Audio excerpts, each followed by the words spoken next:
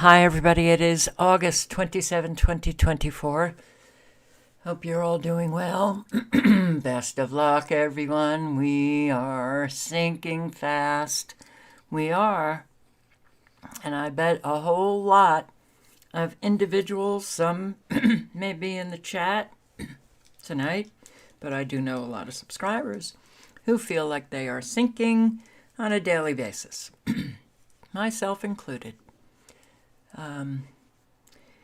I've been struggling with an unusual tiredness, exhaustion that I am not liking at all. Not at all. Oh, already. No smooth streaming for you, Carol. No smooth life for you, Carol. Oh, well. So, and I'm not entirely sure what this unusual exhaustion, where it's coming from, but yeah, it's hard. It's hard to do much of anything. Am I already buffering?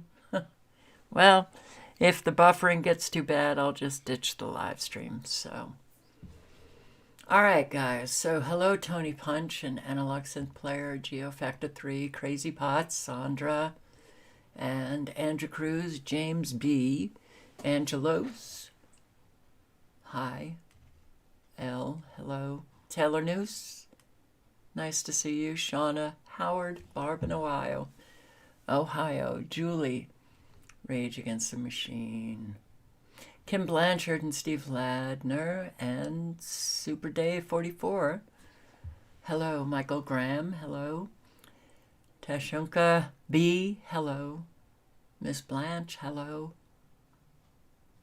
Hope you're all doing well, feeling okay. Life is getting pretty darn hard for an awful lot. So if you still have it relatively easy, hope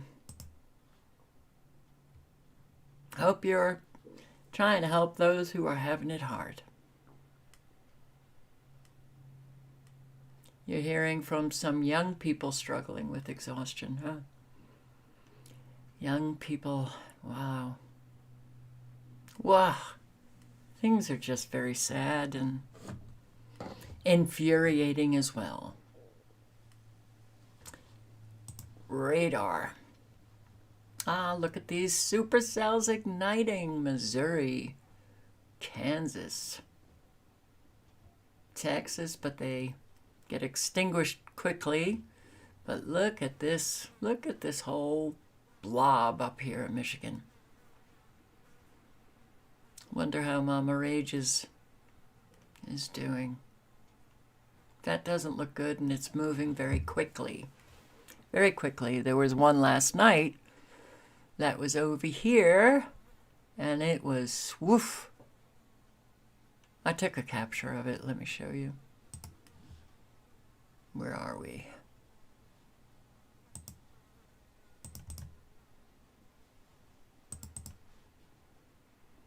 I think this was it. Yeah.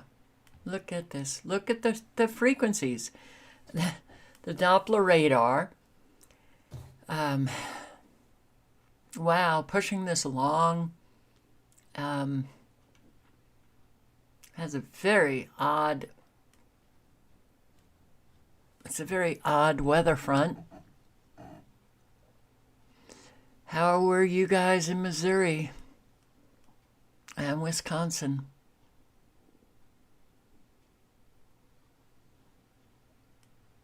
Look at that. That's not good. But I'd like you to take note.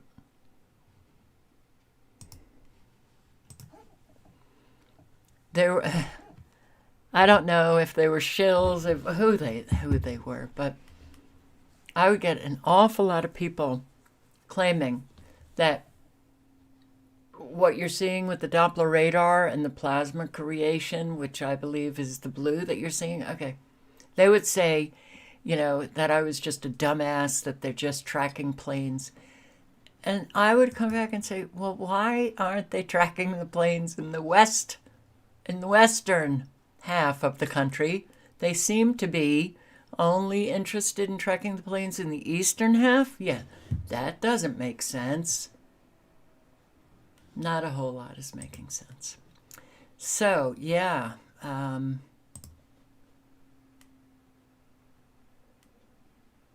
Look at the extremely low frequencies blasting away from Long Island.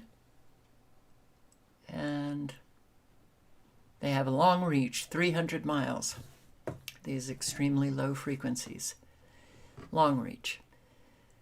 And of course you have the supercells in Florida, which seems to be a daily happening, and Texas, daily happening, and the extremely low frequencies in Southern California, a daily happening. Oh, are you going to be getting more severe weather, Arizona? New Mexico, you have a lot of nanobot activation, but I haven't seen any of late severe weather reports, but trying to find information on YouTube now is just, it's become trash. And yes, I could go through all of the local news sites, but I don't know the name of all of them. So severe weather, okay. Look out Illinois, Kansas, Missouri, and Ohio. Look at this. You can even see the microwaves in this capture right here on this site. So, Ohio, Cuyahoga, Erie, Hancock, Huron, Lorain, Sandusky, Seneca, and Wood. I'm very tired, so please, I apologize now for the rest of the stream when I'm just not quite right. Kansas, Johnson County, Fulton and Henry County in Ohio as well. A lot of counties for Ohio. They're going to drop this down, Ohioans. They're going to drop this down. So you guys in those counties, I do have, video keeps cutting in and out. Buffering bad, yes, it's buffering. Wow. I'm so sick of this. Well,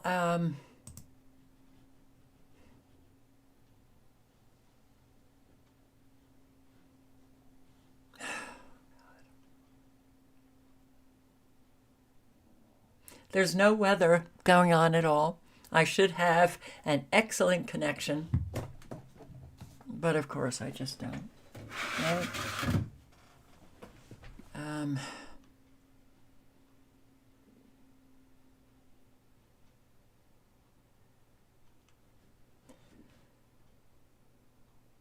I'll go on for a period of time. Maybe it'll clear up, huh? If it doesn't, I'll just end. All right, so yeah, you guys, any of you in, another alert for Missouri, Knox and Lewis counties. But this is a lot of counties in Ohio, so also Lucas and Ottawa in Ohio. And in Kansas, Wyandotte,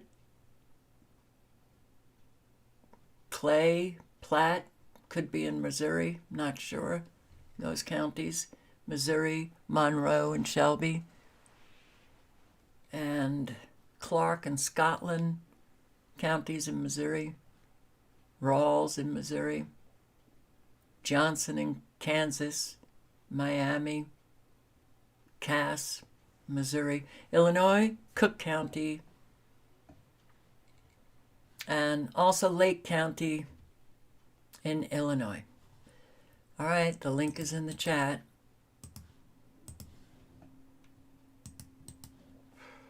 Do not think for a second that, you know, the typical kind of thought, oh, it's so heartbreaking to see all of these people that get destroyed by weather, but it won't happen to me.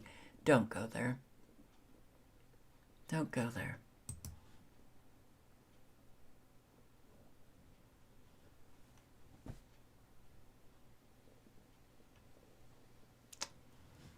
So, let's see if the videos work. Did you hear about the landslide in Alaska and the evacuations are still continuing? Begin with the devastating landslide that happened overnight. Evacuation orders in place after a landslide turned deadly with multiple homes and roadways damaged. Ginger has the latest for us. Ginger, good morning. Wait, good morning and good morning to everyone. At least one person has been killed, 3 people injured, and there are roads taken out. You can see power lines that was taken out, so power cut for some of the area. We've got a few images coming in, but it's going to take time. This is Ketchikan, so this is the southern part, very southern part on an island there. The mountains are about 3,000 feet. You still have evacuation orders in place because they're concerned about another slide just south of the original one. Why? It's been raining a lot over the weekend. 2.5 inches at the kind of base and 5 to 9 inches up top. There's some 20 inches below average for the year, even with what they got over the weekend. So you have dry, then it gets really. So that was about 2 days ago. Yeah. This is the landslide. Alaska left at least one person dead and several others injured. It happened yesterday afternoon in the coastal city of Ketchikan along the Inside Passage. The landslide toppled trees and power lines and damaged a number of homes. Authorities put mandatory evacuation orders in place for surrounding areas over concerns of a potential secondary slide. Alaska Governor Mike Dunleavy issued a disaster declaration ordering state agencies to assist people in need.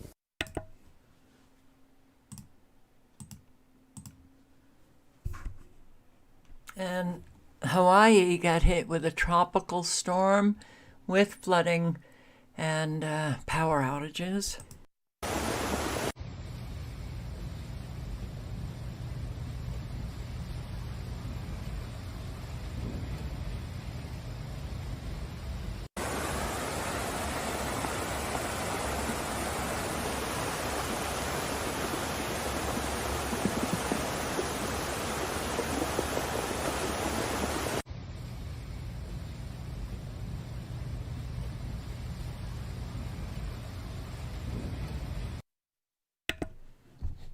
I was trying to find more information on what had taken place in Hawaii, but I came up short.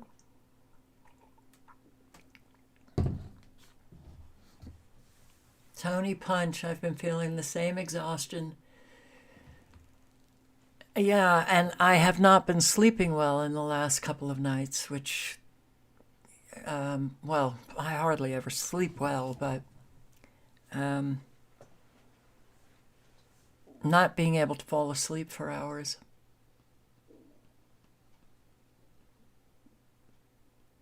Yeah, a lot of people are experiencing it. So that's Hawaii. And so now we have water main breaks. I showed a water main break, and I want to say it was in Texas. I think it was on a live stream, I don't know, 2 weeks ago. This water, the force of it, coming right at a home, taking tiles off the roof, the whole bit. Now we have another one. I think it's a tsunami wave. First came the sound. Oh my God, there's like something over here. Then came. And multiple homes flooded after a 33-inch line breaks in Fort Worth, Texas. The water. This is our street. Rushing down an East Fort Worth neighborhood like a river. And this road is so deep. Look at this bizarreness. A startling realization for neighbors along Trinity Vista Trail. Oh my Lord. A water main break on a 36-inch water line that runs all the way to DFW Airport is to blame. The top of these homes behind me took the brunt of the damage. You can see mangled trees and rooftops torn apart. The recovery process for those homeowners is just beginning. This house is getting torn apart. That's Susie Clark's home of 23 years. Devastated. Views from above show her home took a direct hit. It's like a tornado hit this house. The plume sprayed for several hours, leaving 5 homes damaged. I'm looking at, what, months in repairs? Months? And no place to live? The city of Fort Worth says a crew working on phone or internet lines nearby drilled into the concrete pipe on accident. The city says that work crew did not have an updated permit for the job. AT&T confirmed one of its contractors caused it, saying the company is, quote, working with all parties as the cause of the damages is investigated. The city of Hearst asking its residents to refrain from outdoor water use until those repairs are completed in the next 24 hours. Everything in this house is damaged. Everything except for Clark's antiques passed down from her mom and grandma. So God was looking over for me. That brings her enough faith to know everything will be okay. In Fort Worth. Oh, wow. Oh, boy. So it's either that rain, the severe weather that destroys your house, or water main breaks, or fires, or you just have to walk away because the expense of owning a home today is quite high. Insurance denies Connecticut flood victims' claims. Yeah, okay. Babe just came in, and he's demanding that I feed him. Okay, I will during this little segment.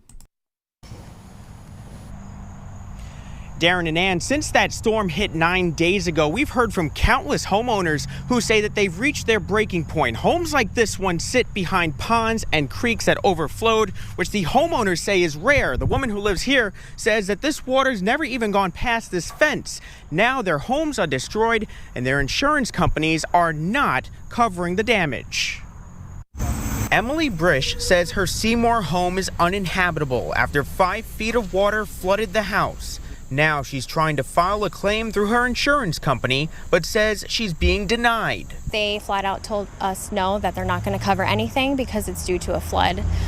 Even if it's a federal natural disaster, they said it doesn't matter. She's not alone. Cleanup continues at Dorothy Pierce's house in Southbury, where she's flooded with frustration.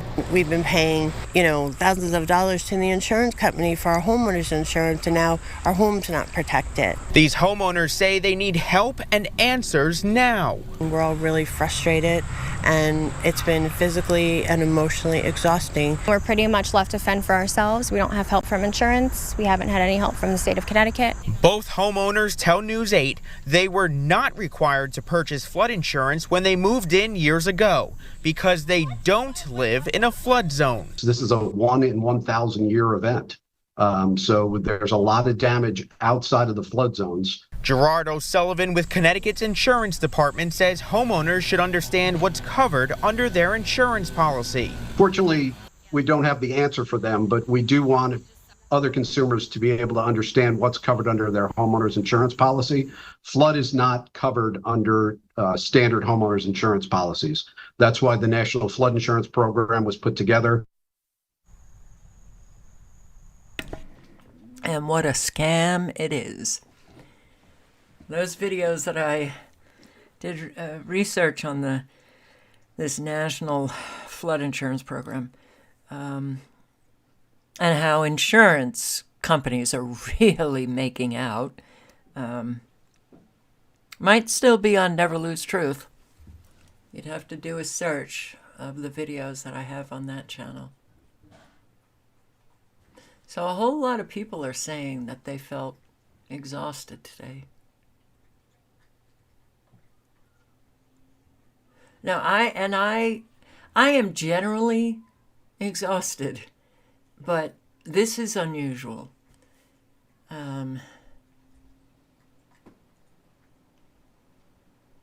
Ain't buying it? Yeah, power outages are more prevalent the last few years, and it's only going to get more prevalent. Oh, and these power outages, they seem in certain areas, but don't think that, oh, it's just that area and it's not going to happen to me.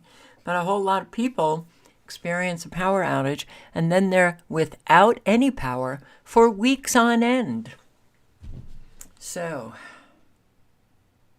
you're excuse the French, shit out of luck. Victims of weather warfare, government won't help you, nor will insurance help you. You pay through the nose, but now you have to pay through the nose again. Farmers lose nearly all their crops in Monday's damaging hailstorm. Where? In Connecticut.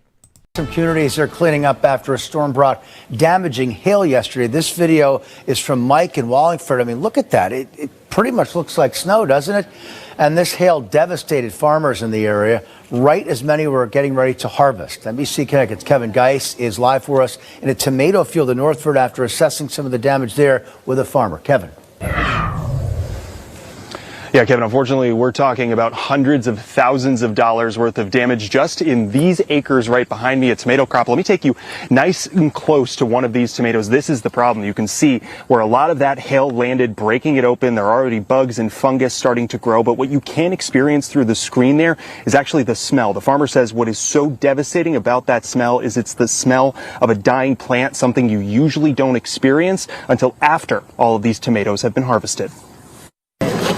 This is the last bit of tomatoes saved before hail rolled over Ciccarella's Harrison Hill farm. We got over here and drove around, and this is what I saw. Devastation, according to farmer William Della Camera. The vast majority of his tomato crop, eggplant, and peppers pelted by falling hail in Monday evening's storm. The sun came out, a rainbow came out. There's no gold at the end of that rainbow. I can assure you of that. He estimates hundreds of thousands of dollars in damage. Much of Tuesday was spent on the phone with fellow farmers, the state, and insurance. They're there for safety nets, but I don't think there's not a big enough net to catch this one. Della Camera says no storm is ever well timed, but this one, after a growing season where he invested so much time and money into a stellar crop, is devastating for everyone on the farm. I have workers that are just beside themselves that put their time into the parts of the work they do, whatever it is, and they're just beside themselves. He says it's about pulling himself up and pressing on. Across the street, a local vineyard doing the same. So this morning it was bad. We could see a lot of juice and we see a lot of cracks and everything. But Charlie Rosabianca anticipates 100% of his banner year for his white grapes destroyed by the hail. if you start and you have some diseases, fungus or whatever, or tainted grapes, you're going to taint the product. Back with the tomatoes, Della Camera is asking Connecticut consumers to think local as they shop for their produce. But the gears are turning about what can be done the rest of the year to help soften the blow. We got to figure out how to make lemonade out of these lemons. And good luck, because it's hard to make, lemonade out of tomatoes.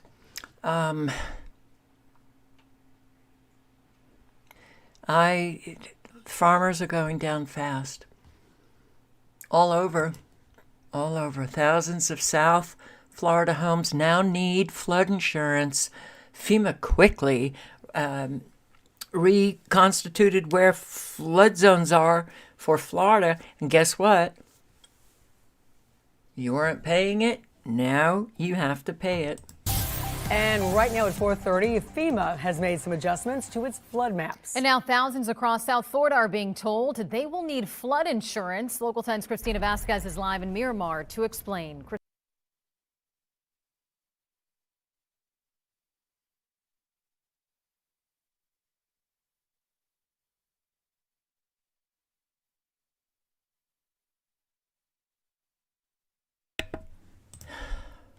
What a face that we can do without.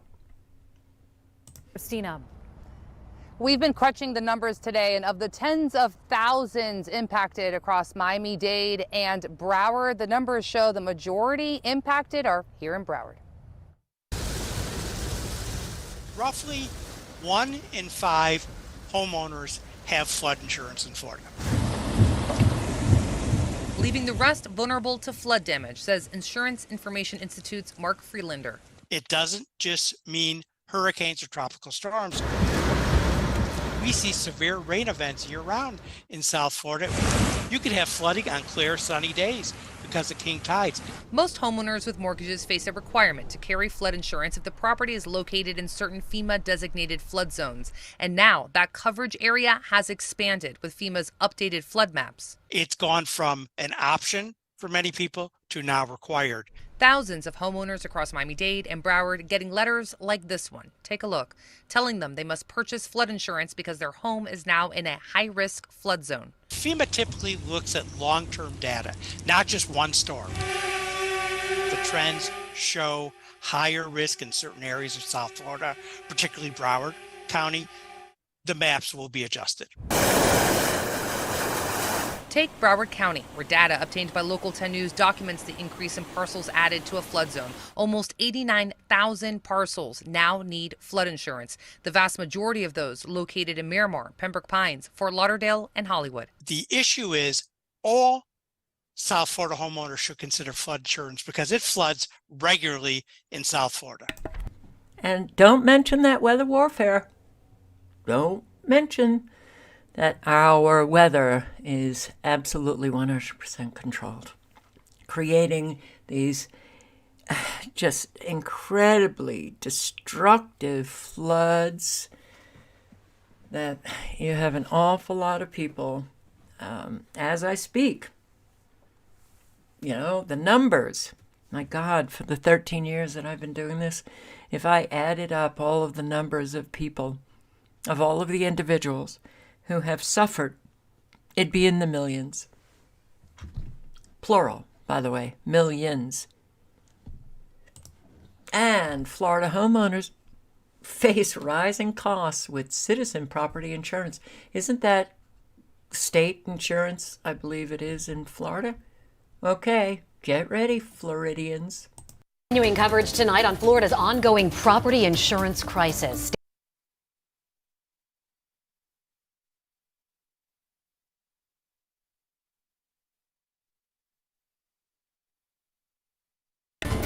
Continuing coverage. I can't stop YouTube from doing this, so yeah, they just throw in their ads and you just get a snippet of it, and it annoys me. Coverage tonight on Florida's ongoing property insurance crisis. State regulators are set to weigh in on a potential 14% rate increase for Citizens property insurance customers. 10 Tampa Bay's Aaron Parsegian looks at the impact and silver lining experts see in the property insurance market.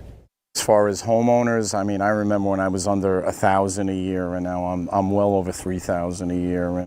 Longtime Floridians like Al Landgraf have seen firsthand the rising cost to insure their homes. There's not much you can do. I mean, you're going to just pretty much have to pay it. There's not a lot, again, there's not a lot of choices. And he and his wife are choosing to bring their retirement plans more north to South Carolina. It's a little more rural, but, you know, compared to the cost of living here, it's nothing. We'd love to stay here, but again, if we're going to retire, it's not here. As Citizens customers face another premium increase, leaders at the state-backed insurers say it's necessary to keep their prices from being artificially low. We think the private market rates are coming down. As we get closer, we will be actuarially sound and we can stop competing. That will help market recovery. That will help bring competition into the state. And while costs may be going up again next year, industry experts say there are more promising signs in the market as a whole. It's going to take time. Hang in there. Things are going to get better. And Florida is on the road to recovery on property insurance. Ha, ha, ha, ha, ha. Things are going to get better. Things are going to get better for people like him. Not for the ordinary Floridian. Oh, you're so negative, Carol. No. Just seeing the trends. We're being gaslit by the county, growing frustrations by manatee flooding dispute. This is also in Florida. This is the flooding that took place in an awful lot of neighborhoods in Florida from Tropical Storm Debbie. Debbie, who just kept going on right on up the East Coast, right on into Canada. Wow, that's what tropical storms do. It has been 3 weeks since Manatee County residents had to be rescued from their flooded homes after Hurricane Debbie, and now nearly a month later, many residents say they don't feel the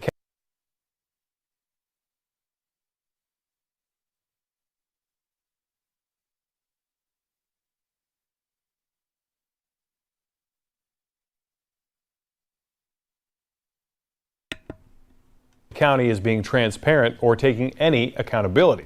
News Channel 8's Nicole Rogers joins us now live in Bradenton, where a county commission meeting is set to begin tomorrow. Nicole, several of the residents there you spoke with today plan on speaking at that meeting, right?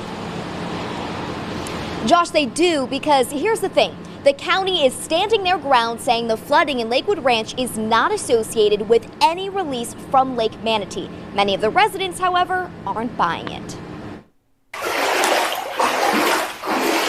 We feel like we're being gaslighted by the county. This was arguably one of the worst moments of Jill Sosinich's life, being rescued from her home as the floodwaters rose after the outer bands of Hurricane Debbie drenched the Tampa Bay area. Our house flooded in about 2.5 hours, had to be rescued by the fire department. 21 days later, Sosinich and many of her neighbors in Lakewood Ranch still don't feel like they have any answers on why feet of floodwater, in their eyes, came out of nowhere, with many residents pointing to the Lake Manatee Dam. I'm here to clear up some common misconceptions about Lake Manatee and the Lake Manatee Dam. The county continues to dispute the claim, saying the flooding in Lakewood Ranch is not associated with any release from Lake Manatee. This video was released Sunday on the county's Facebook page. This dam's purpose is to ensure that there is enough water for the needs of our community. It is not designed for flood control. Residents like Sosinich say they're not buying it. That video really upsets us. There's no transparency right now. We feel they're hiding. We feel they're buying time. The meeting is set to start tomorrow at 9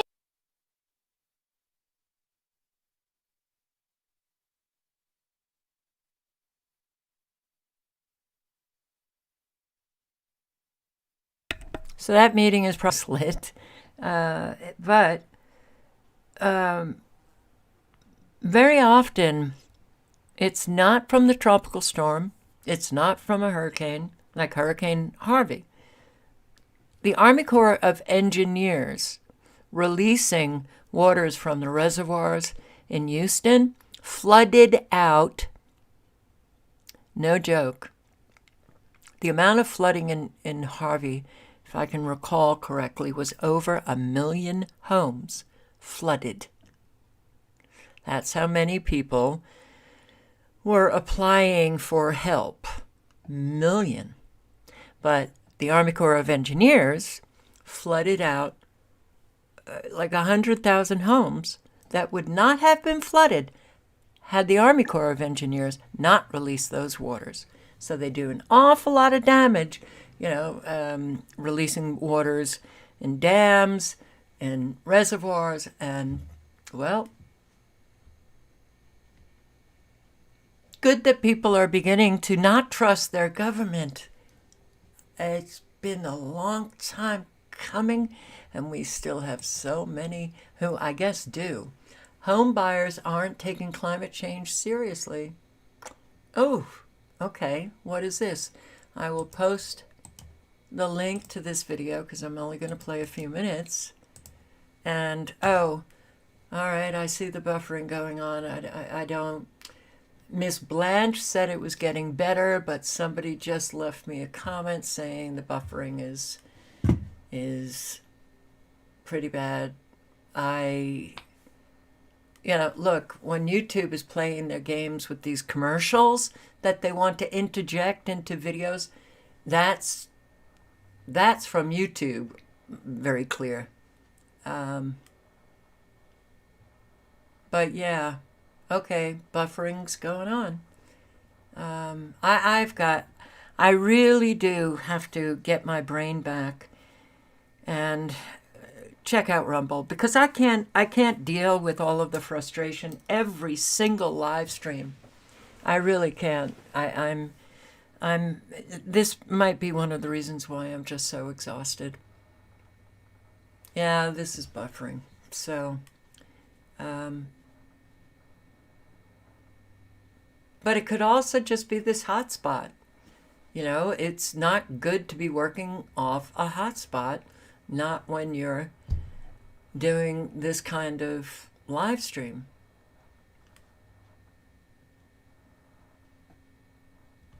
And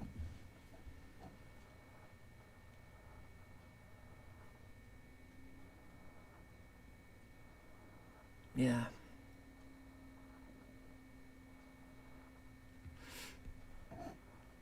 So, yeah. All right, I don't... Listen to this. You won't believe this. He says that, I think that the idea of climate is going to be factored into how people think about housing. It hasn't happened yet. The only people who figured it out are the actuaries, the people who have to calculate the cost of insuring these properties. Increasingly, it's going to get harder to get insurance. It's going to get harder to get a loan for these properties because the lender is going to see the writing on the wall that it's collateral risk. Buyers just keep marching into the jaws of destruction. Climate change is going to be factored into how people think about housing. Now, this came out 35, 45 minutes ago, saying a man-made disaster could make it trickier to buy or sell a home in some areas this fall.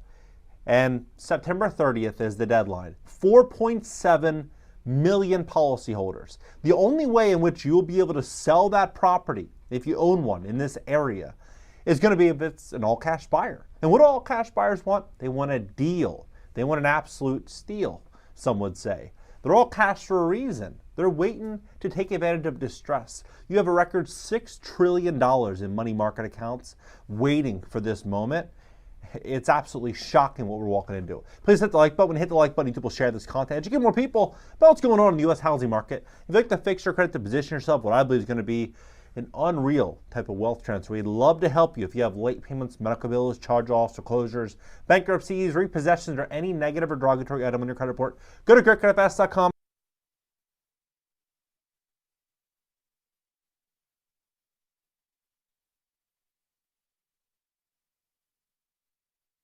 Click the link in the description just below this video. Schedule a free call for tomorrow. Check out reviews on TrustPilot. Take a look at this. So,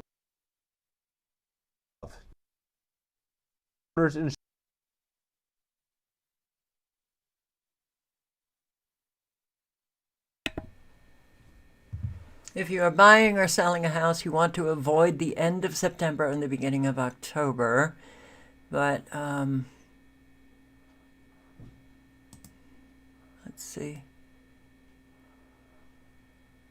This is about the ability to get a mortgage in a flood zone after September 30th. Wow. We are definitely in big, bad straits here. But, you know, for years and years and years, so many of us were just screaming about what is taking place. Agenda 2030, you will own nothing but, hey, you're going to be happy. You're going to be happy just like everybody else. No, you're going to want to jump off the nearest bridge. Okay, the link is in the chat. Any of you have a home and you want to be selling it? I suggest you do it real fast. And undercut the value, because good luck getting a buyer. New York to pay $155 per megawatt hour for wind. The current rate is 36 per megawatt. Wow. It currently costs New York about $36 per megawatt for energy, but the state demanded wind. Let's discuss the amazing bottom line results. Wall Street Journal writes this: New York State signed a contract in June to buy electricity generated by two large wind farms, Empire Wind 1 and Sunrise Wind, off the coast of Long Island.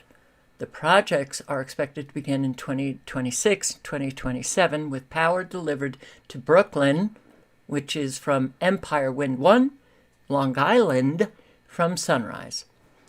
I have to stop saying Long Island because I don't think I have a lot of subscribers from Long Island that would understand why I'm saying Long Island. Okay. The state will pay $155 and $146 per megawatt hour, respectively. These prices are steep, at least 4 times the average grid cost paid over the past year. Do you think that they're enriching the owners of these companies? the offshore wind business off the East Coast is in turmoil. Operators have canceled projects from Massachusetts to Maryland that were due to be constructed in the next 4 years.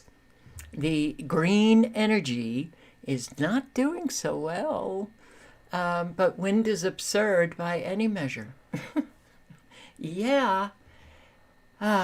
So Equinor for Empire and Ørsted for Sunrise, owner-operators of the two farms. And Empire is Norway's state oil company, and Sunrise is Denmark's. Previously was Denmark's. So these are two foreign-owned wind farms that are literally being subsidized in the billions, courtesy of the U.S. taxpayers. In the billions. All right. I think, sorry. Americans, on the whole, what does that mean? Doesn't mean every American, but it means the majority, have taken schmuckiness to a whole new level, to an exceptional level. Oxford Community brings businesses together to assist people affected by flooding. This is where, if you're going to get help, you're going to get help from the people in your communities. We're still seeing an outpouring of support for those affected by last weekend's devastating flooding. Today, businesses gathered in Oxford to offer their services to homes and business owners who need help. Tents and tables were set up at Quarry Walk Plaza. An organizer told us why these events matter. We're doing little acts of kindness to big things, but you know, in the scope, in the scheme of things, it's just a drop in the bucket, but we're hoping to make people's lives better. Now, you may remember the story we told you about Randy Marcusio, whose house collapsed in the flood right there, that devastating footage there. Quarry Walk was able to provide housing for her and her son within a day. The Thomaston and Northfield volunteer fire departments are also doing their part to help support people who were impacted by flooding. Firefighters went to different spots in town as part of a Fill the Boot campaign. It's all to raise money to help cover funeral expenses, housing, clothing, and much more for those who lost homes or loved ones in last weekend's storm. An organizer told us what's driving them to help out. I took a ride down there this week just to get a bird's eye view of what I was collecting for and what we're going to collect for, and it's a sad thing. Thank you very much. The fire department will also run the event tomorrow from 10 a.m. to 1 p.m.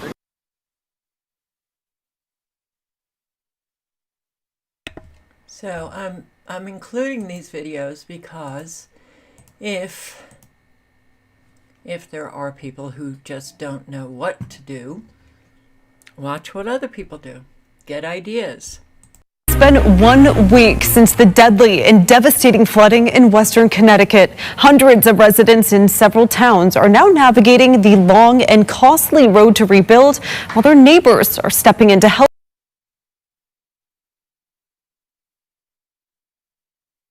Every video they do this with. Every single video I try to play.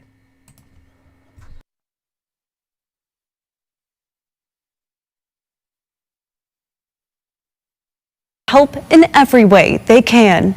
My childhood home was like practically washed away. The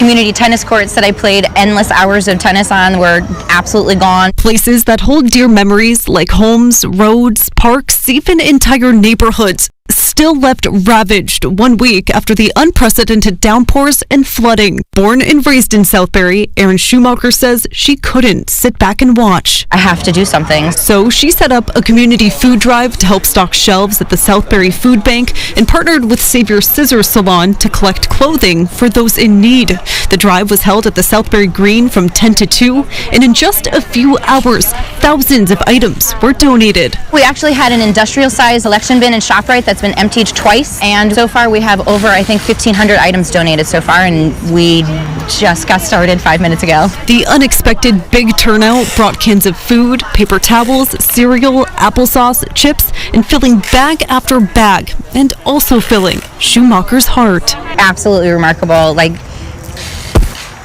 sorry, I get choked out. I've had people, like, I don't even know, approach me when I go into the grocery store or walk downtown, and they're like, I know what you're doing, how can I help, how can I help? And it just is absolutely tremendous to know that, like, we can create such an impact on not only our community, but all of the communities that are affected. I love seeing that.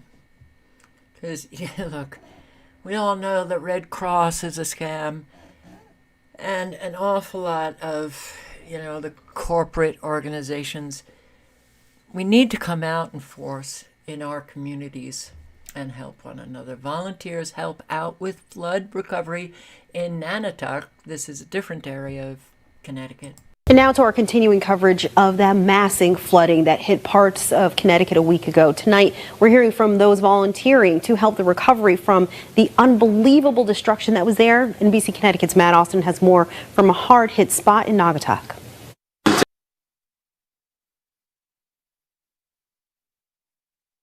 You take your time to cry, you take your time, hug each other. As a team, we're going to get through this. Neighbors trying to move forward amid all the devastation on this stretch of Cherry Street in Naugatuck. My bedroom, my wife's office, my office space, all of our storage was in the basement. Like yesterday, we threw half of my life away. A dozen homes flooded during this historic rainfall a week ago. This is wild. Benitez had to go rescue these people because they were trapped in their house. Look at how deep it is. You can swim in it. This is crazy. While the damage left behind is overwhelming, there has been a rush of support. We're removing drywall, wet couches, all sorts of stuff like that from homes. Volunteers from an organization called Team Rubicon were hard at work on Sunday. They're part of a veteran-led humanitarian organization that helps communities around the world during and after disasters. That's hard on homeowners and our volunteers, but it also brings the community together after things like this, right? And we often say we're built to serve. The group is working at several homes and is planning to see how they can help at least 20 others. And the effort extends beyond here just in Naugatuck. They're pitching in on the recovery in other hard-hit areas, including Oxford, Southbury, and Newtown. Everything we had downstairs, the basement, most of the things, everything was pretty much destroyed. For those who have lost so much, they're giving thanks for the help. I'm very grateful. No words can say. If we had to do all this by ourselves, it would have taken a very long time and even more stressful. In Naugatuck, Matt Austin, and we can alleviate the stress that we're, feeling, if people would just pitch in. So, Bangladesh kills dozens, displaced millions. Million have been affected. Farmer Abdul Halim is one of them. He and his family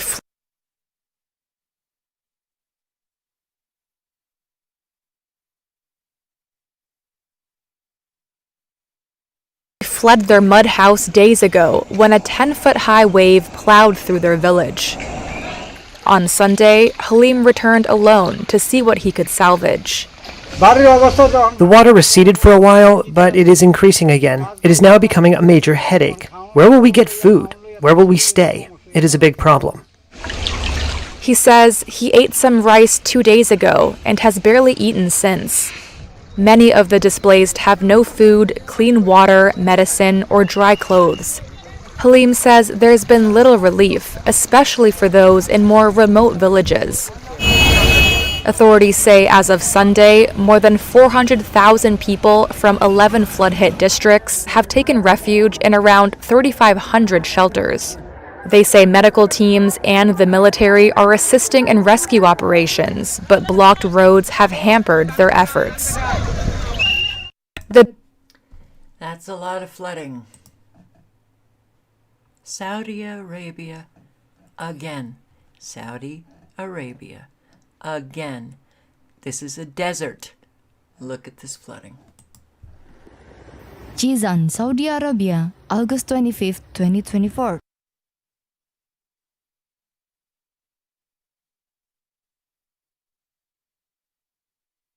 Fort.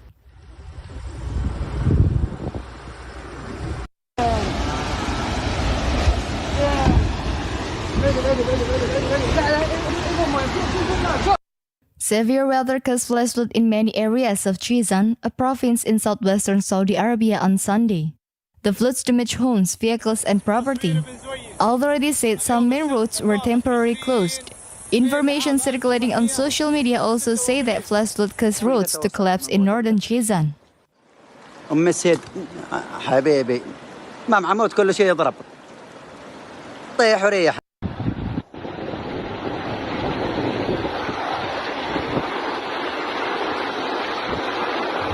A number of rescue personnel to help residents affected by the floods. Hundreds of emergency. Previously, the National Meteorological Center. All right, the link is in the chat. Saudi Arabia. Okay. So, don't question it. Just think it's climate change. Don't do any research. Don't do any independent thinking. Just hand your brain over to government officials and mainstream media, and you will be fine. Earthquake in Portugal. A magnitude 5.4 earthquake struck several cities in Portugal in the early morning hours of the second floor.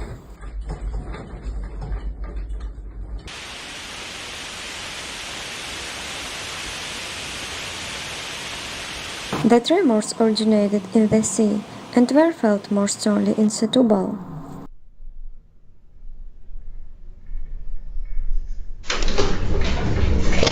Residents also reported tremors in Lisbon, Porto, and Coimbra. A tsunami is not expected, but Alright, that's just a wee bit. The link is in the chat if you want to see more. We've got an awful lot going on. Hey, little one. Hey, sweet pea. Come here. Yeah. There you go, buddy.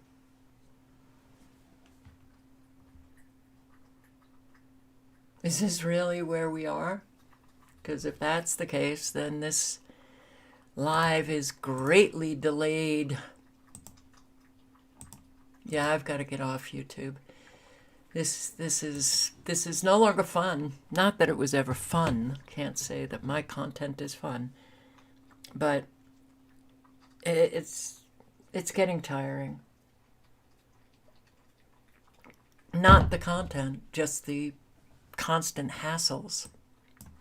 And southeastern Montana, northeastern Wyoming, wildfires.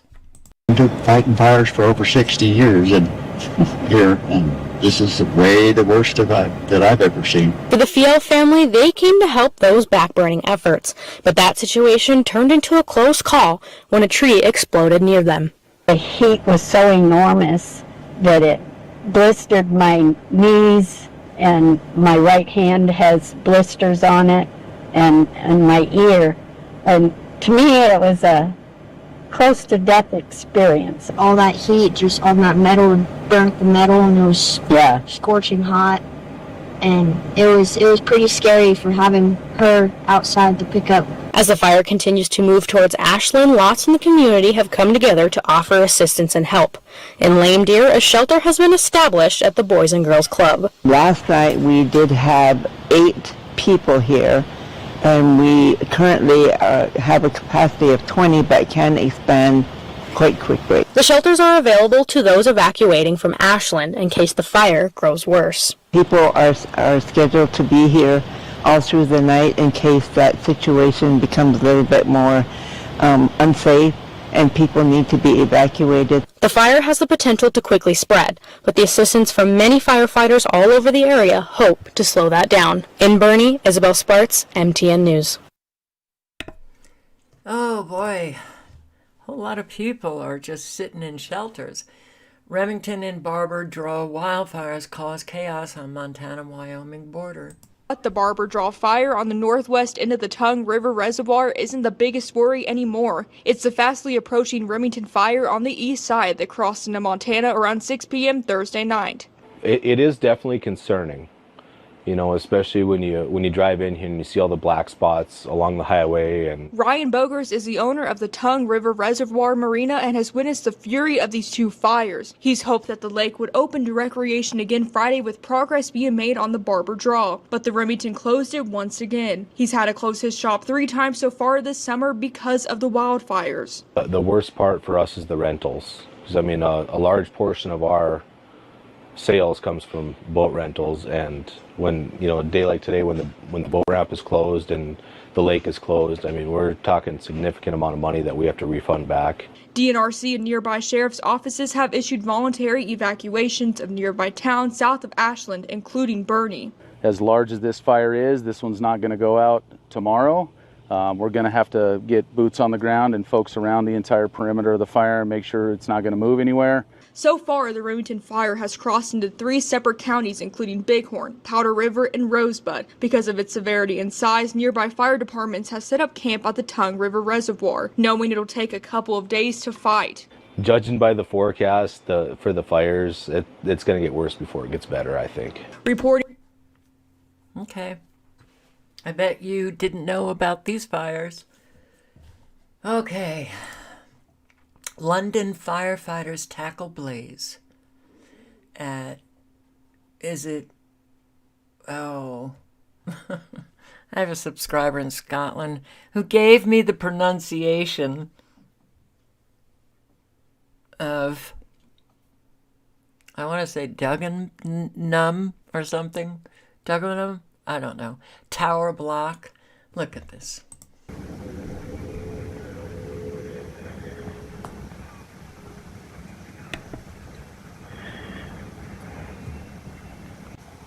We have a lot of homes, a lot of apartment buildings, a lot of fires.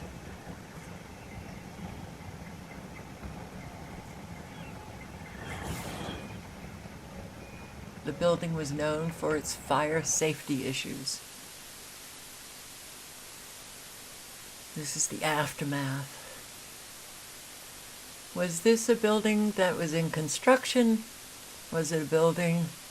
I have an article on it, I believe, so.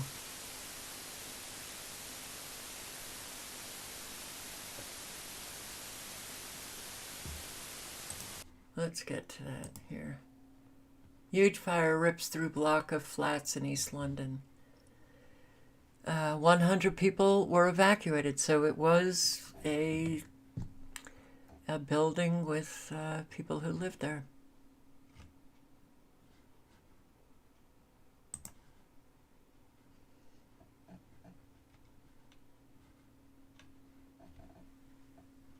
Just before 3 a.m. Oh, that's all you're going to allow me to see?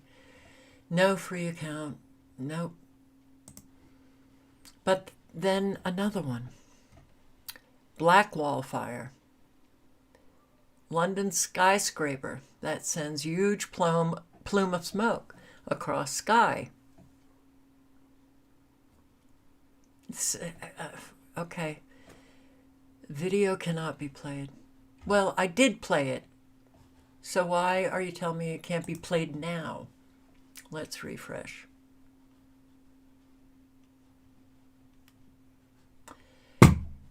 I'd say I have slow internet service.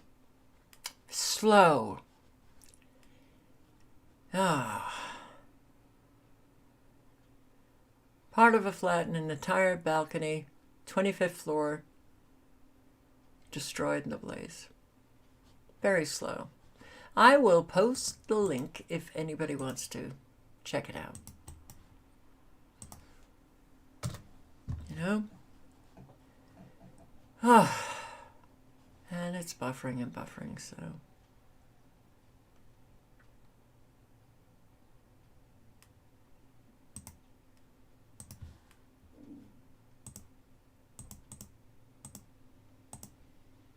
Aurora. House fire leaves 1 person seriously injured and 12 displaced. Overnight, 12 people and 6 pets looking for another place to live after fire damaged a home in Aurora. Crews called to the scene near Highline Drive and Moline Street at about 9:40 last night. They put the fire out in a second-story bedroom and found a man outside who had been rescued by other people living there. He was taken to the hospital, critical condition. Firefighters also rescued a dog who had to be revived via resuscitation. The Red Cross helping those who were displaced. Still no word on what started the fire, but we're told the investigation is underway. More people displaced. Overnight, How 12 about Brooklyn? Brooklyn. Okay. Well, I used to live in Port Washington. Yeah. All right. Brooklyn. I used to live in Brooklyn. Breaking news this morning, at least 9 people have been injured in a Brooklyn house fire. This is on Dean Street in Ocean Hill, Brooklyn. People who live nearby are being warned about smoke and traffic issues in the area. Elijah Westbrook is covering it all live from Ocean Hill. Elijah. Well, Mary and Chris, I wanted to let you know that we just got some new information from the FDNY about the victims who were involved in this fire. They're telling us that a man and a woman, both in their 70s, are at the hospital suffering non-life-threatening injuries stemming from smoke inhalation. In addition to that, a 25-year-old woman is also in the hospital with an ankle fracture. And then on top of that, 6 firefighters are also in the hospital. Just bear with us as there's a police car with the sirens on just down the street. Here behind me is where all of this took place. We're live right now on Dean Street, and you can see the row of homes right now that have been impacted by this 4-alarm fire.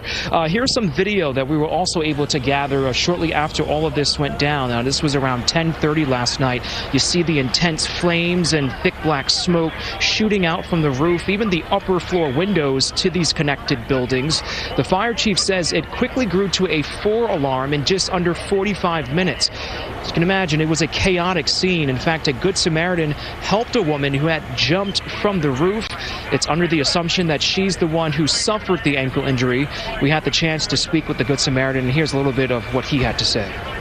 I heard somebody screaming, so that's when the lady was on the roof. So I went down, when I was outside, she jumped.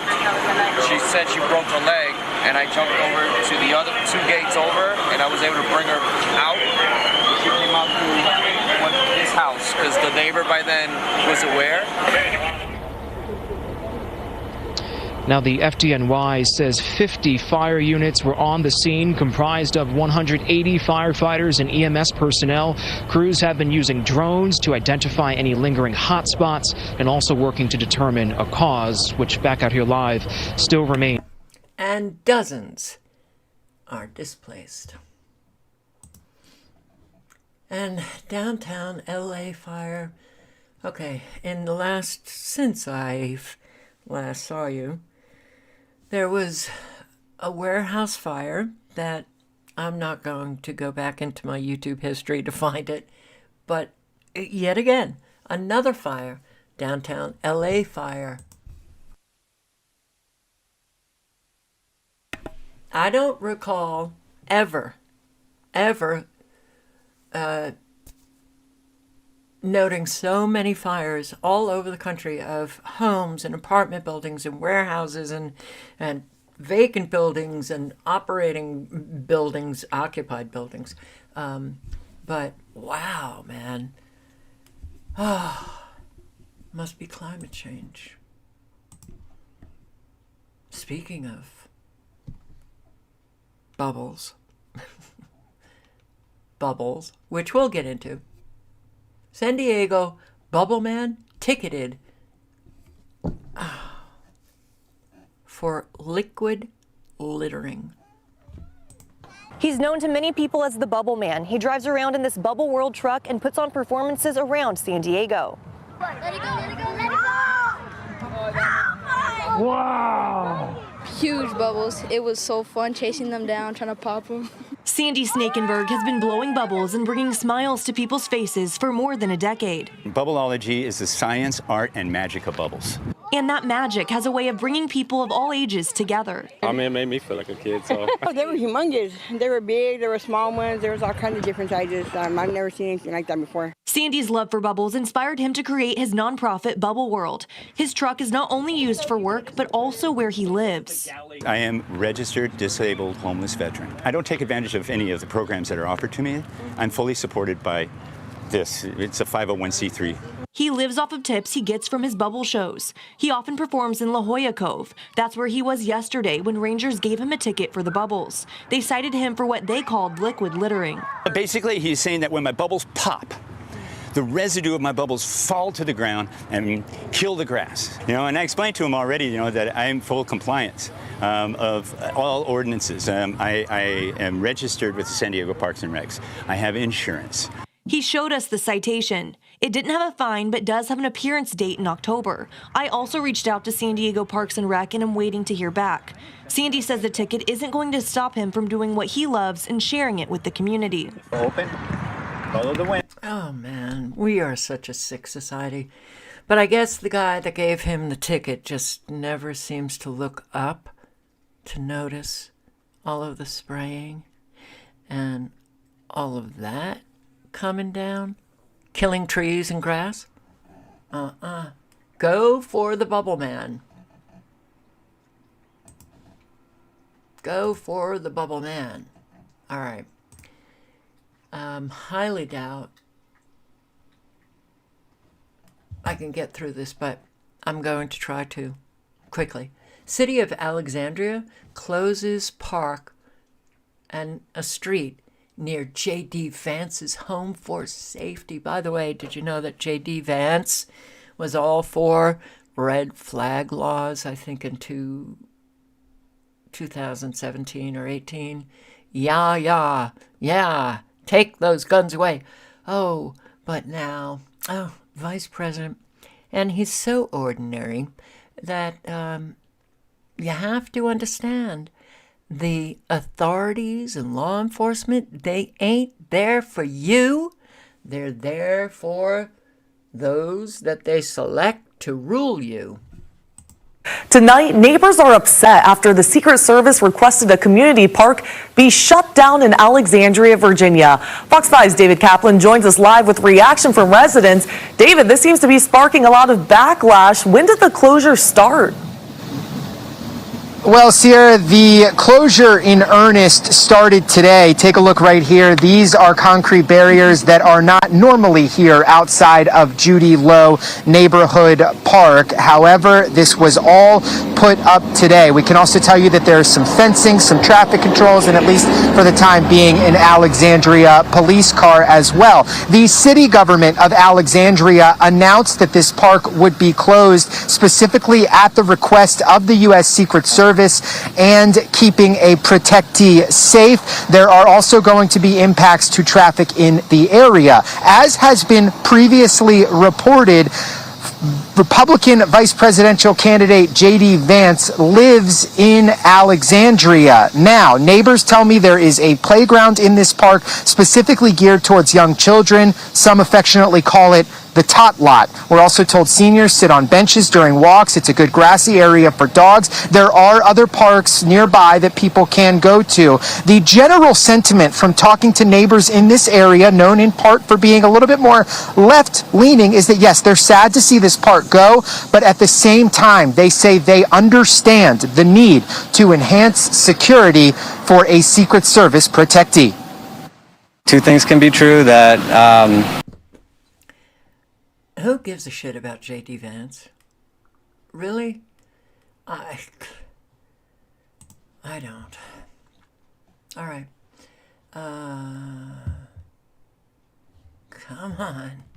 Come on. Meanwhile, in Sweden, gangs of youths firebomb parked cars. Okay. Sweden, where police advise women not to go out alone after sunset in some cities.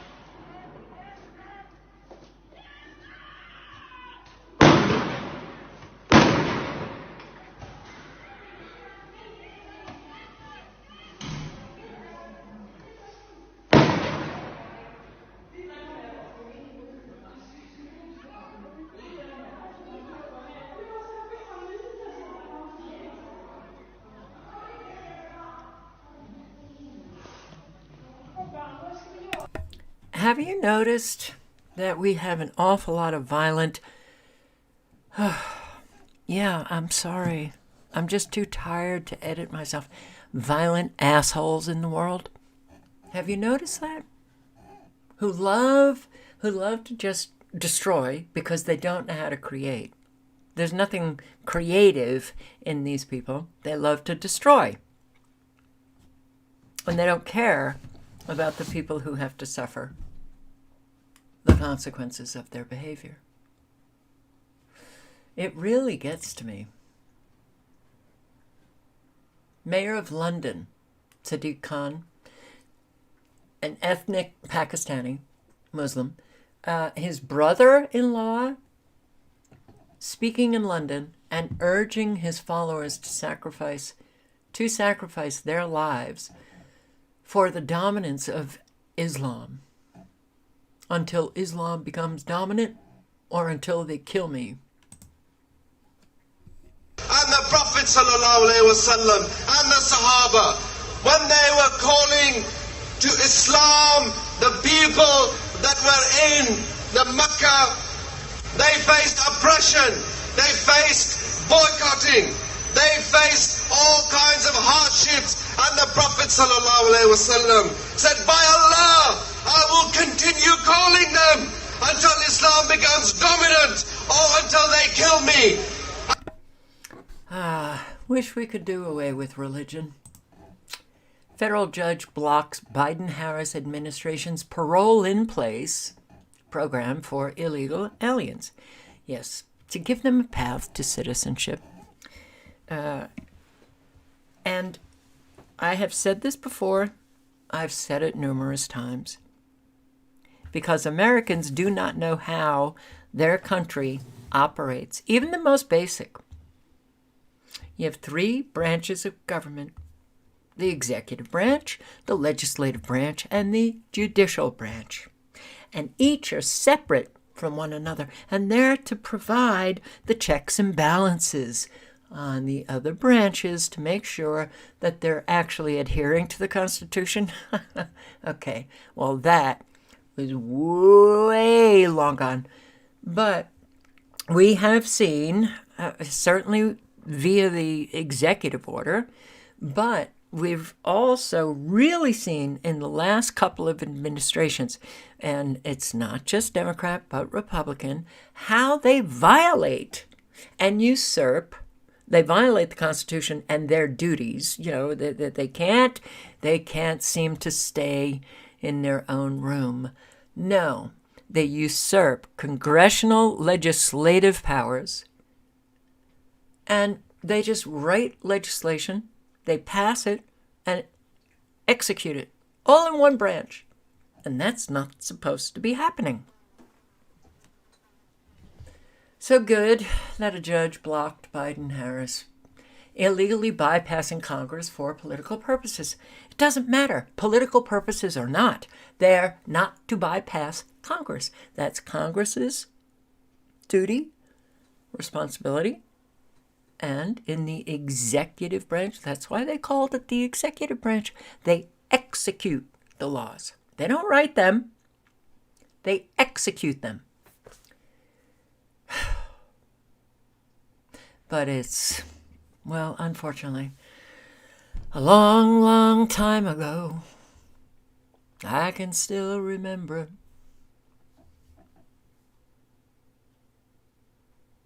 It's dead.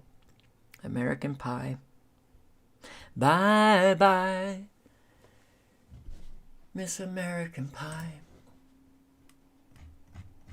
So this thing with the AI controlling Cheyenne, Wyoming, AI versus human leadership debate over plan to govern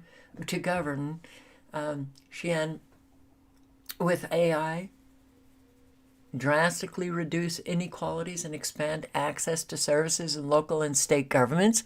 Many believe, really, it could quickly scan heaps of municipal documents, summarize events, and render error-free judgments in near real time. Its rulings would also be objective, without fear of favor or influence from lobbyists, which would be good for democracy.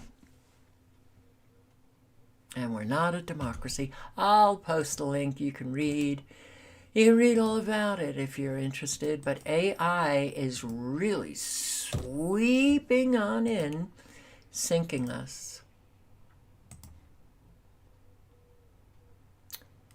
The UK is finished. Yeah. What has happened to the UK? I'm in what was once a thriving Saturday night nightlife town in the middle of England.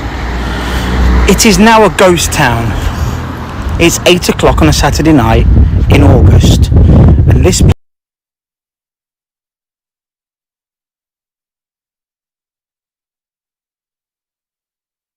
place used to be rammed as far as the eye could see with people, partiers. There was at least 15 bars and pubs, a few nightclubs, from the blue building that you can see in the background all the way down there. There is nobody out. There's a couple of older couples, a couple of families. But when I say to you, this used to be one of the places in the Midlands to go on a Saturday night out, I'm not exaggerating. Now, yes, times have changed. Prices are higher. A lot of the youngsters don't drink as much.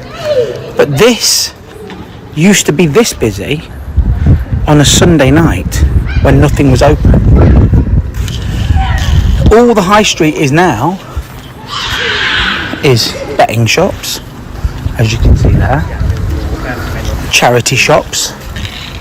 I think there's about 30 Turkish barbers, and that's about it. Where's it all gone? I mean, is your town like this? You know, is this just a anecdotal bit of evidence? Is a one-off? No, people don't have the money. They don't have the money to go out. And I think an awful lot of people are just scared to go out. Am I going to get stabbed tonight? All right.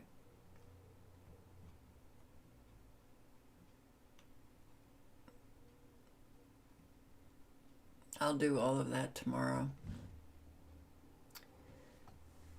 Listen, oh my God. All right. This is almost unbelievable. Like, really? Mom charges other mom $15 for play date? Lady, some people saw this already? It sounds like some people saw this. So she's going to talk about play dates with her kids. And, well, buckle up. Can we normalize sending the other family money for play dates? So recently, my daughter had a friend over, and I asked her mom for money, and this is how it went.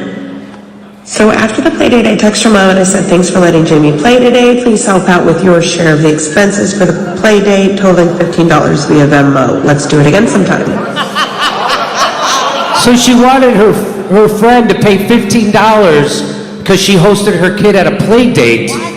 And I don't know, can you imagine needing $15 this bad and not being addicted to crack? Wait, is this like when Hooker, like, is this like the friend experience? Like, you pimping your kid for friend dates with kids? So here we go, watch this. Hey, don't pay me, pay the kid. Because I can't keep doing these play dates if it's so expensive. And she said, expenses? And I said, yeah, she used supplies and food while she was here. And this way we can do this more often without a monetary obligation on just one party, right? Makes sense. Now, she didn't say much, but she did say what supplies. And of course I wrote them down. There was chalk, applesauce, fruit. Chalk! Chalk, applesauce. $1 for chalk? That's a lifetime supply of chalk.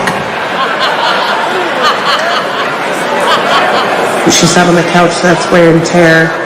She sat on the couch. She charged her $1 for sitting on the couch. Wear and tear. What is that J.D. Vance's kid coming over?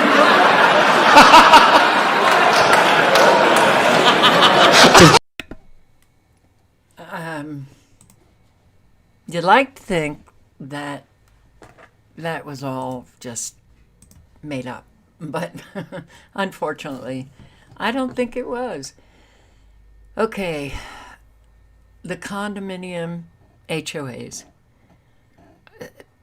are, the fees of HOAs are really going through the roof.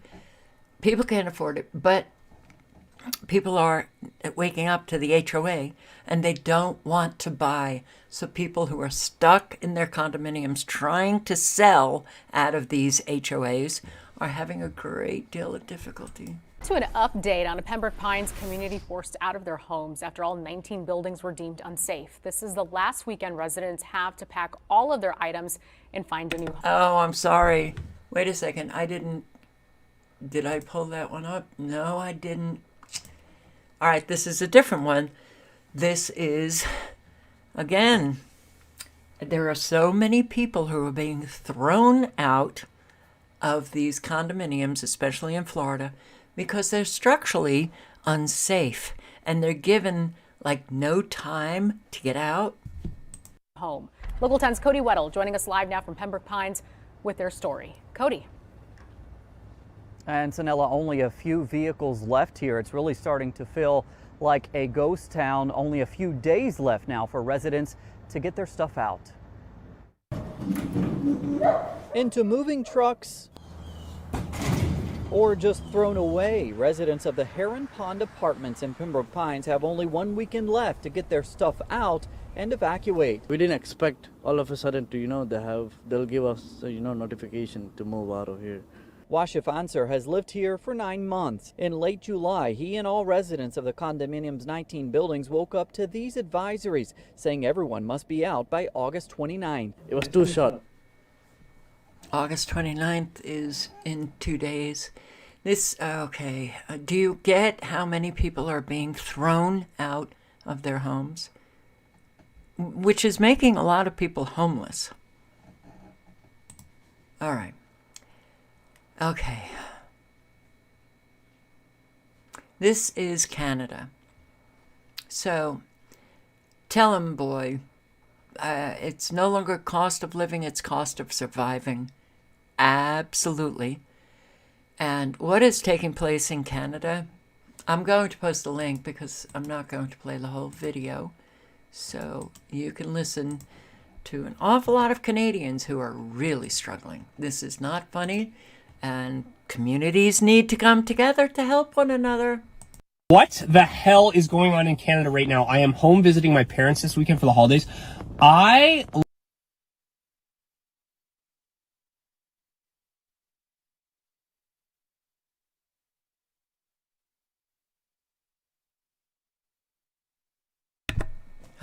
God. I don't want to do this anymore.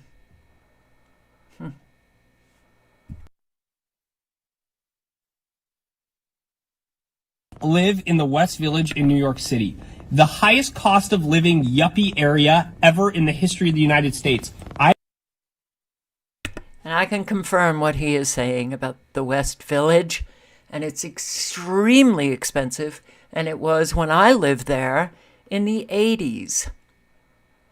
But this guy from the West Village in Manhattan, and he's like, look what's happening in Canada? Okay. I am never shocked when I get a dinner bill. I'm never shocked when I go on vacation. Nothing phases me. I've traveled all over the world. Tell me why I come home to Newmarket, Ontario, the suburbs of Toronto, and I'm shocked at the cost of living here. How are Canadian people making it work? Everybody involved with the economy right now needs to be fired immediately. We need to contact the UN and get a binding resolution here. Something sinister is going on in Canada, and I'm determined to get to the bottom of it. It's a question for you. I live in Sudbury, Ontario. It's quite nice, you can see. There are some really great places here. I've got an okay job. I make an okay amount of money. Not huge by any stretch. I'm not into the six figures, not even close. But the odds of me finding and affording a 2-bedroom apartment for myself and my son, or hell, even coming close to affording a mortgage, are just completely off the table. I have a place with a friend right now, and I'm quite grateful for that. How the hell is anybody supposed to afford to live anymore? What do we do? I work for the government as my day job, and I'm trying to get this acting career going really well. But what do we do? So I live in Ontario, and I need someone to tell me the pros and cons of living in America, because at this point Canada just ain't it. It's just like not it anymore. Like the cost of living, it's too much. The wages are staying the same. I can't afford to move out. I'm 24 and I'm embarrassed that I can't move out. I can't leave my toxic household. So what am I supposed to do? Where am I supposed to go? What are the pros and cons of living in America? And everyone's like, oh, Canada's so great, this and that. It's not anymore. Free healthcare. You know how long it takes to see a mental health professional in Canada? A year. Dermatologist? A year. I might as well pay for private healthcare. The wait list is so long. Like, you don't even get the adequate help that you need. So where do we go at this point? Where are we supposed to live? Where can I live in a place where I'm able to enjoy my life as well?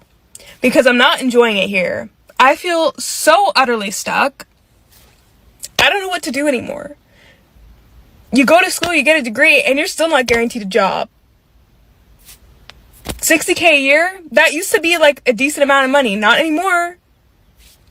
So where do we go? What are the pros and cons of living in America? Because I need to get out of here. The cost of living in Canada is sick. There is no more cost of living. There is only cost of surviving. My girlfriend and I met for coffees the other day, and she owes a little bit of money to the government, and she was crying to me, saying, I don't know what to do. I'm working 3 jobs. I'm a single mother. Like, I can't afford to live here anymore. So she had a call with the CRA, and the CRA ripped her apart. They said, it is unacceptable that you have not maxed out your credit cards to pay us. It is not acceptable that you are paying $1,000 a month in groceries for yourself and your 3 children. You need to cut back. So she said to them, you're telling me that you want me to take the food from my children's mouth to pay your greedy ass, when it's your fault that fucking groceries are astronomically priced right now. We are all in this together. We are all suffering together. The cost of living is killing people. Families are falling apart. People don't get to see their children because they have to work 2, 3, 4 jobs. Just curious. Just went grocery shopping. Just a quick grocery shop. $151. And like literally, I got some juice. Yes, I have 2 roasted chickens in there, but like literally like fucking nothing. Like, I have teenagers. They eat. Holy shit. Because I'm going to have to go again to the grocery store by Wednesday. Thursday, the fucking latest. And this was just something quick. Kids were gone all weekend, so, this was just a quick grocery shop. Just a quick one. It's fucking insane. Insane. There's a little path by the river in my town that we go for a walk on basically every single day, as long as it's not raining. A few weeks ago, I noticed that somebody had pitched a tent down by the river and appeared to be living there. And now it's been about 3 weeks since I saw the first tent, and now there are lots of tents. There's also an increasing number of people who appear to be on drugs. Yesterday, I actually had to call an ambulance for somebody who definitely was not okay. And then later yesterday, I had a conversation with somebody who was an older person who made a comment about how there's a staffing shortage at one of the stores downtown in my hometown, and nobody wants to work. But if they're paying minimum wage or maybe even slightly above it, why would somebody work there? The average rent in my town, I live in a small town in Ontario, not in the GTA. The average rent for a 1-bedroom apartment, and not a nice one, is probably around $2,000 a month. So if you go by the age-old belief that your rent should only take up 1/3 of your income, or your housing expenses should only take up 1/3 of your income, that would mean you'd have to earn $6,000 a month in order to be able to afford a shitty 1-bedroom apartment. And if you do the math on that, that's $72,000 a year, or $35 an hour if you work 40 hours a week. So it's not that nobody wants to work, it's what's the incentive? Also, that belief that your housing cost should only be 1/3 of your income was also created in a time when income taxes were a lot less, groceries were a lot less, gas was a lot less. So I'm not even sure that that math checks out anymore with how much we pay in taxes in Canada. I cannot believe how we are watching our country crumble before our eyes and we're all just like, oh well. Well, that,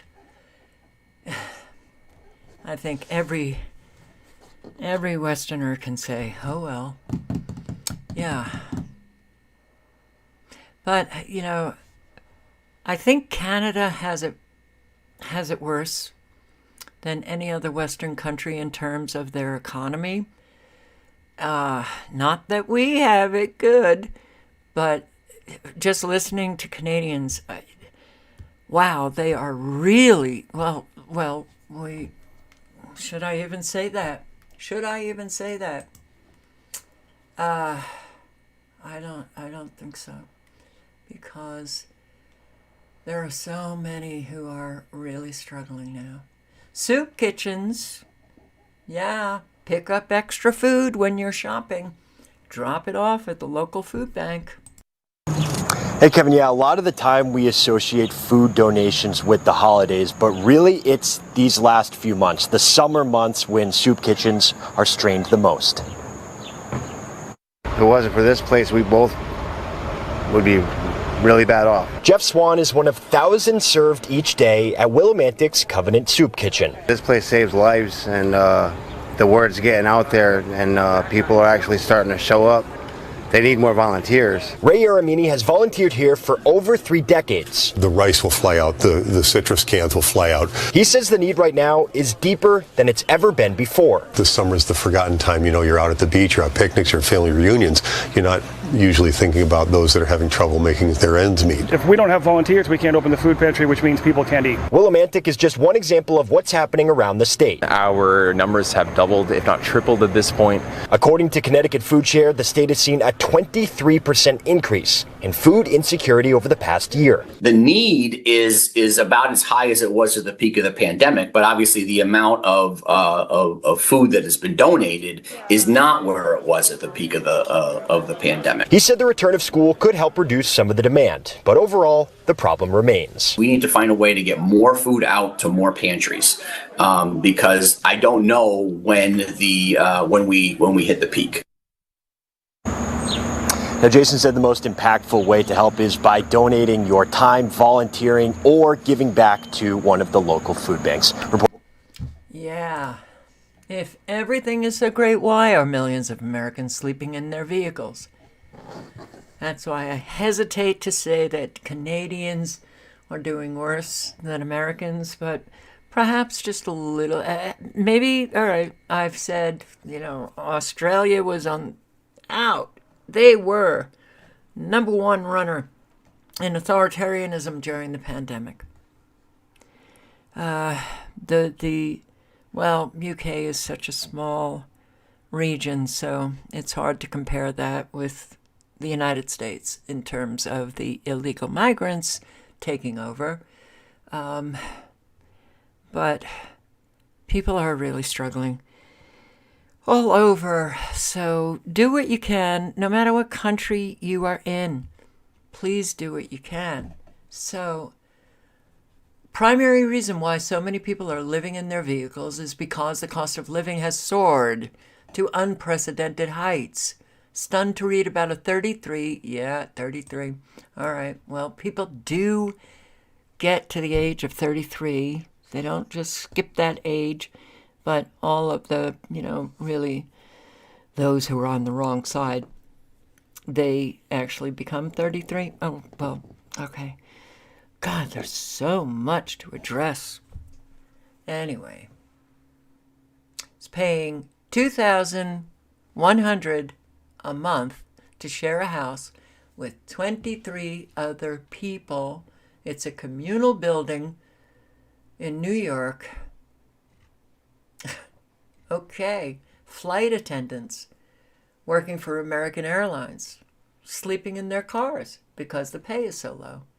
Most new flight attendants are required to live in cities like Dallas, Miami, New York, which have high costs of living that they can't afford. Some of them fight for trips just for the chance to eat the plane meals if the pilots don't take their meals first. I always thought that those that were selected as flight attendants had very good jobs, but that's not the case anymore. And the I is Michael Schneider, who's writing this article. Van life has become quite trendy, and more than 3 million Americans now fall into this category. In the old days, if you lived in a van down by the river, you were considered to be a bum. No longer.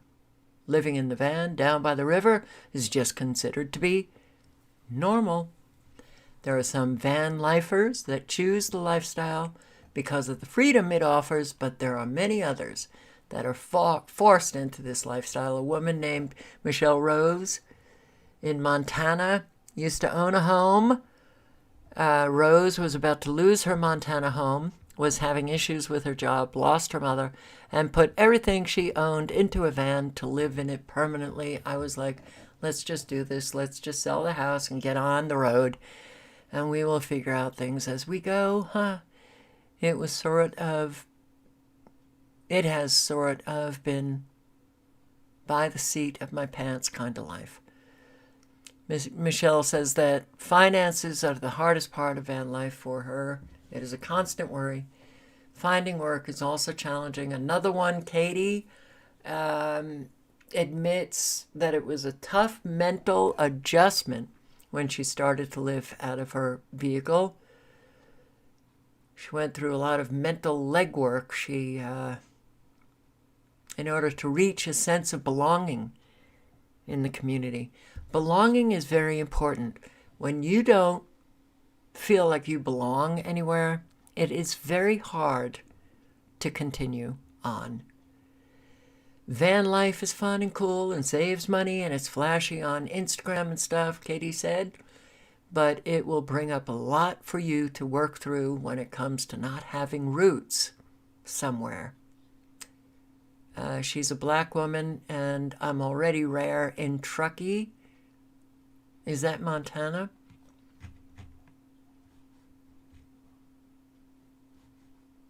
I want to say it is in Truckee, as is. So to be also living in a van, I had so much stuff around that, so much shadow work to do around the limiting beliefs and feeling like I'm not supposed to be here and I shouldn't be parking here and I'm going to get in trouble.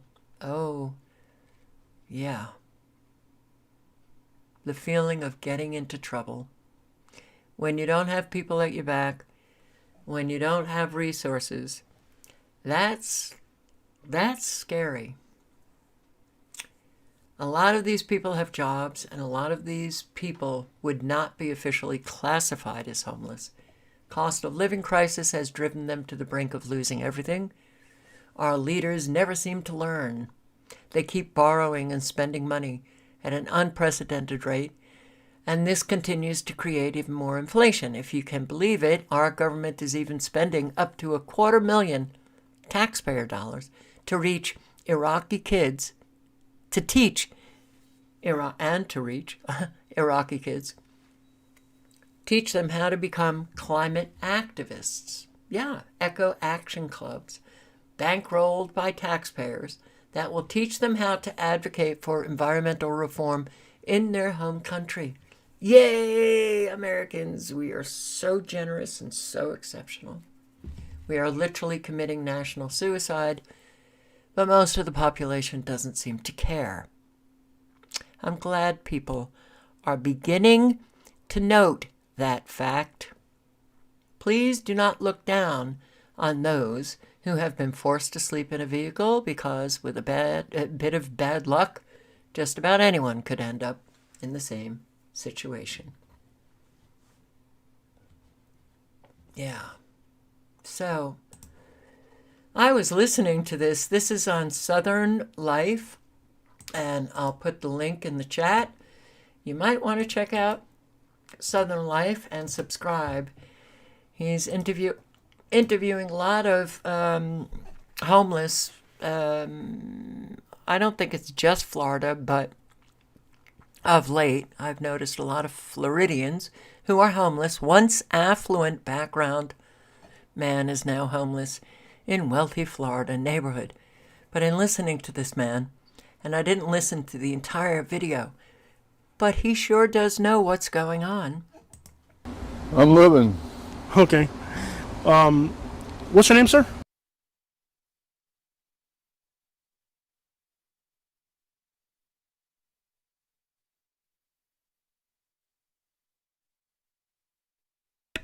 God, I must be tired tonight because I want to give up. I'm so tired of the 40 years. Okay.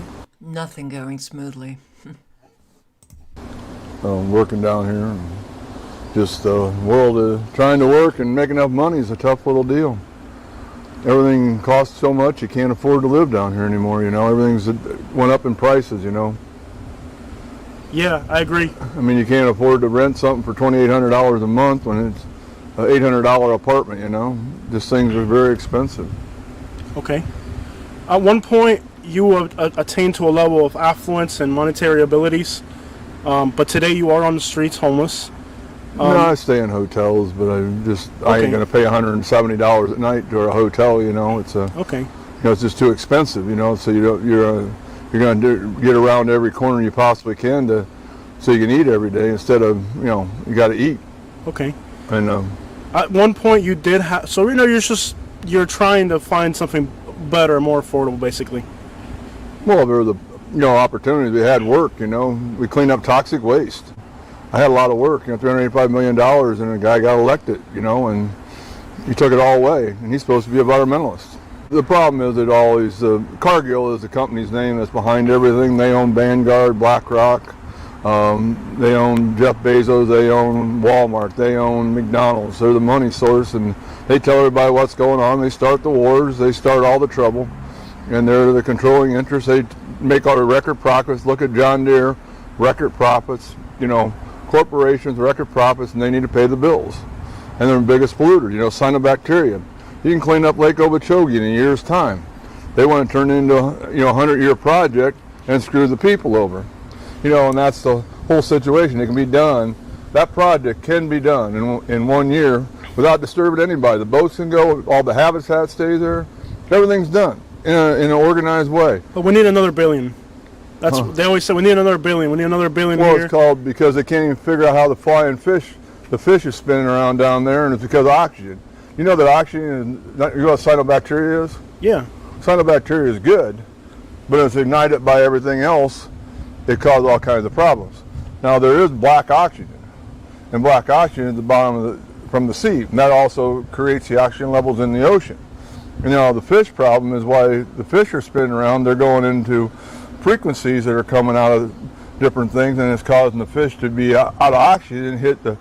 You go back into Nikola Tesla's knowledge, and then everything starts to make sense. Nikola Tesla, that is, not the Tesla motor car company. Right, Nikola the current, yeah, the guy original. The original. They Hoover Dam created electricity, and by the way, the Ford, Ford. I think Ford's so powerful. If it wasn't for the Dodge boys, Ford would be nobody. If it wasn't for Nikola Tesla, Edison would be nobody. So there's no power in them people really without the Dodge boys being a little rough around the edges, and then Nikola Tesla being a brain that got used by the other dude here, the guy that stole everything to look like he was intelligent. What was his name down here? There was Einstein, Thomas, Ford, Henry. Thomas Edison. Yeah. The guy who was in Naples here. Yeah, Fort Myers. He had a big. He was Henry Ford's buddy. Yeah. But, you know, the Dodge boys funded Ford Motor Company to put him on the map. And, that's people get beat up and everybody's worried about, I mean, right now we're in the biggest crisis ever on the border where them people need to go back to where the country they're from and put some kind of business there for them, and they need to go back where they're from. Because, there's no economy to keep anybody going out here. Housing and balloon payments and Vanguard and BlackRock, on the backside funding everything that makes everything be impossible to afford to live. And look at the farmers right now. They're controlled completely by John Deere. Every acre you plant, there's no real future for anybody in this controlment of interest. You at some point, like to your personal story, right? At some point, you were very affluent and you had a lot going on business-wise. Oh yeah. What are some of the things that you've been able to contribute to society? I can desalinate 1 billion gallons of water and detoxify. I can clean up soil, break down tires. I can break everything to its natural state for reuse. Okay, so like recycle. Phosphorus, nitrogen, hydrogen, everything. This asphalt right here, I can break this asphalt down and take the rock out of it. I can break that car apart and take all the materials back and make them be reusable. The plastics and break it down. The microplastic is a big issue in the ocean. You're studied. I've won first rate 17 years in a row. All I got's a Rolodex of people who got diplomas. Right. Like the red tide's a huge issue down here. Right. It can be fixed easily. How do you fix that? Well, I can't tell you everything. If I tell you everything, even everybody would then. The link is in the chat. Yes. For years, we have seen a whole new face of homelessness. Healthy, sober, not drug addicts.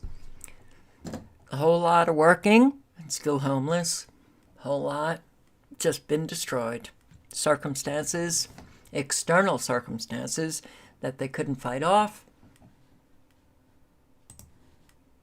U.S. consumer confidence rises slightly in August. I don't believe it. How could you possibly believe it? But people want to believe lies because it's just so much easier. And believing those lies about the economy just doing well, a whole lot of really selfish people who don't want to help anyone else, even their own family members, want to believe the lies. And then they get to point the finger at those who are hurting and judge them. Well, yeah, they're not positive enough, they're lazy, they're this, they're that. Oh, we've got a lot of them. RV downturn turns apocalyptic with largest dealership offering 55% discounts. Well, the RV explosion and the RV prices skyrocketing, that went on for a couple of years and now, boom, gone. Yeah. So the dollar is plummeting. Worse still yet to come. I'll post the link. You can check it out.